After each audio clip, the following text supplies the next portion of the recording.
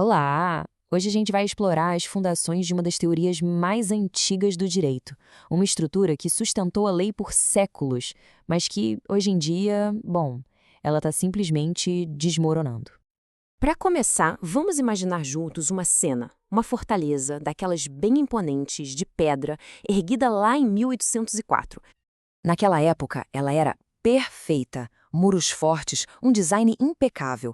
Foi feita para trazer ordem, segurança e, olha, cumpria seu papel que era uma beleza. Essa fortaleza é o que a gente chama de legalismo exegético. Só que aí vem o problema, né? O mundo mudou. E os terremotos de hoje, as transformações tecnológicas, sociais, econômicas, estão sacudindo essa estrutura até a base. A fortaleza está começando a rachar.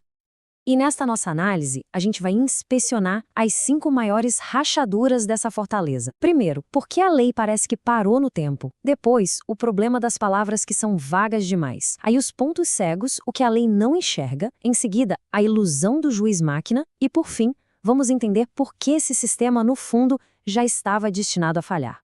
Vamos lá, para a primeira rachadura. A exegese acredita que a lei é atemporal. Mas a realidade é que o mundo não para, né? E a lei acaba ficando para trás, completamente defasada.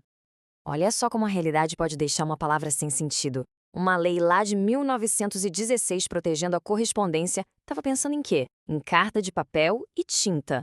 Hoje, o intérprete que segue a lei ao pé da letra poderia dizer que e-mails e WhatsApp não são correspondência, deixando toda a nossa comunicação digital sem proteção nenhuma. A mesma coisa acontece com propriedade. Antigamente, era algo que dava para tocar, pegar. Hoje, os ativos mais valiosos são intangíveis. Nossos dados, criptomoedas. Se a lei só protege o que é físico, palpável, todo esse patrimônio digital fica num baita limbo jurídico. E, para fechar, o conceito de família. Uma definição de 100 anos atrás, baseada num único modelo, hoje em dia exclui milhões de pessoas. Nega direitos básicos a tipos de família que são uma realidade absoluta na nossa sociedade. A lei, nesse caso, virou um fóssil. Isso já nos joga direto na segunda rachadura. A exegese quebra a cara porque ela acha que toda palavra tem um significado único, literal. Mas o direito, ele é cheio de conceitos abstratos, abertos. O direito usa o que a gente chama de conceitos abertos. São palavras de propósito vagas, tipo justiça, interesse público. O significado delas não está no dicionário, sabe? Está no contexto da sociedade, nos valores de cada época. Vamos pegar um exemplo fundamental. O que exatamente significa a palavra dignidade? Tentar achar uma resposta única e literal para isso é uma missão impossível. Porque, afinal, dignidade pode ser ter onde morar, ou ter tratamento humano na prisão, ou ter sua identidade de gênero reconhecida. Não existe uma definição única, pronta. O significado é construído, não é algo que se encontra num livro. A interpretação literal aqui simplesmente não funciona. Vamos para a terceira falha na estrutura. A teoria exegética parte da ideia de que a lei é completa. O sistema fechadinho que previu tudo. Só que a realidade sempre cria coisas novas, deixando uns buracos enormes, uns verdadeiros pontos cegos na lei. Essas brechas a gente chama de lacunas. São aquelas situações onde simplesmente não existe uma regra clara, porque quem escreveu a lei no passado não tinha como adivinhar o nosso presente. E os exemplos de hoje são gritantes. Quem herda uma carteira de Bitcoin? Se um carro autônomo bate, a culpa é de quem? A lei antiga não diz nada, fica em silêncio. E nesse silêncio, pessoas ficam sem proteção. O intérprete que só lê a letra da lei fica de mãos atadas, não tem ferramenta para responder a isso.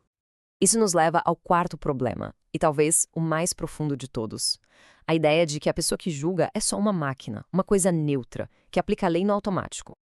A teoria exegética vende essa fantasia, né, de que é só colocar a lei de um lado, os fatos do outro, e a decisão sai prontinha, sem nenhuma interferência humana. Um processo puro, objetivo, quase mecânico. Mas a verdade é que sempre tem um fantasma nessa máquina. Porque interpretar não é um ato de descobrir algo que já estava lá. É um ato de criar.